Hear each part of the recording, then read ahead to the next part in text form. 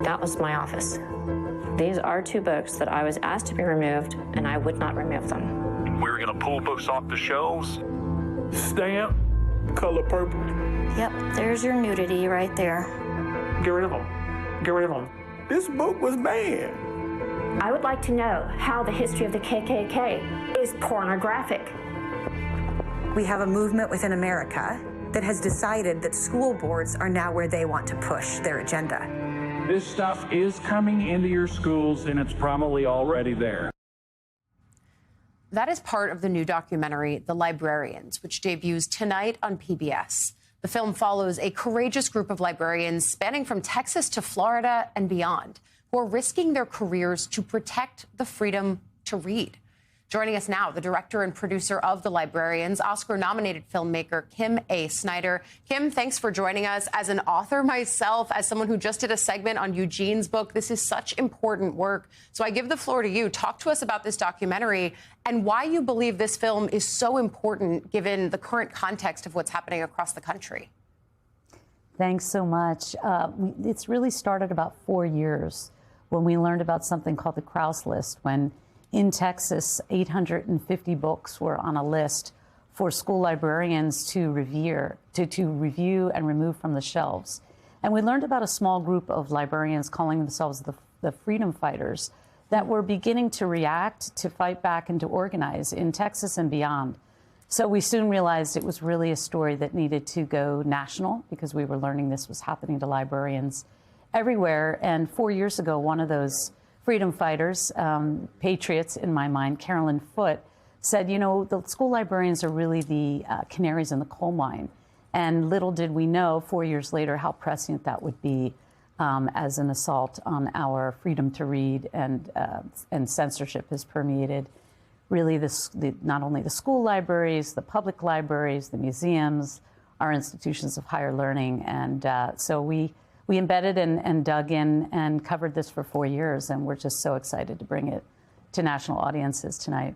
Yeah, I think this is going to be really important to watch. You mentioned Carolyn, but you also feature the story of Martha Hickson, who's a now retired high school librarian. She's received national attention for her fight against book censorship. I want to play a quick clip from the film featuring Martha. Watch.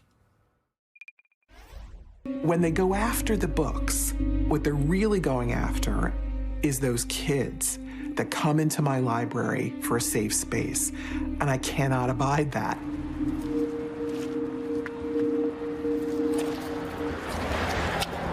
Part of the ethics of our profession to support the First Amendment and to fight censorship. It's what I've been trained to do. I think what's so important in the work that you're doing here, Kim, is bringing people inside communities where maybe they're going to see people who remind them of their own neighbors and friends who have a love of reading and a love of helping people explore where the worlds that are in books can take them. I mean, is that your hope for when people watch this documentary? What is your ideal for when people see this and say that work is really important?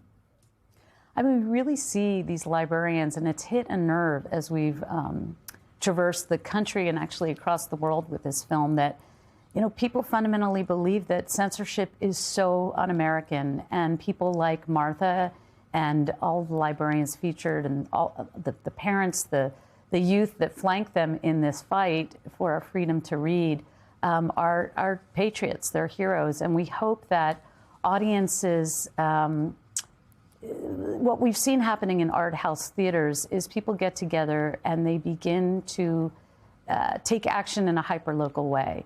So we're hoping into this coming year, that's what happens, is people get civically engaged in their school board races. We've learned that this is not a partisan issue, that it cuts across lines, and people do not want to be told what their kids can read. There's always been parental rights.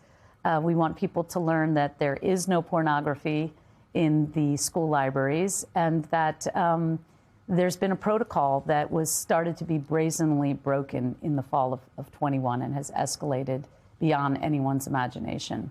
Well, because in large part, it started with conservative groups mainly billing themselves as moms going into some of these more local political races and trying to make initial hay around this issue.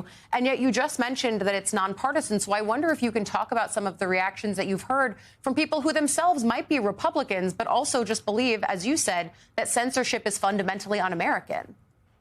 I think a lot of people, like a character, Courtney Gore in Texas in our film, who does the research. She's a moderate Republican. She's on her school board. She learns that after researching that there is no pornography, there is no there. And we just have learned that people across the aisle understand that this is not really about the books and the culture war context. It is a much more well-funded, highly organized effort to take down public education, fueled by a lot of white Christian nationalist extremist agenda. And I think we're seeing some hopeful forecasting in races like in Texas, the recent win of Remitt in the state runoff, the state Senate runoff, to indicate that the vast majority of Americans are not good with this agenda. Yeah, and I think for someone like me who lives in the political space, probing that question of what do these special elections mean? Is it a backlash to things that have been happening at the grassroots level, like the things that you cover in the film? The Librarians premieres tonight on PBS. It's part of the award-winning PBS Independent Lens series. Director and producer Kim A. Snyder, thank you for the work and for coming on and talking it through with us. Thank you so much for having me.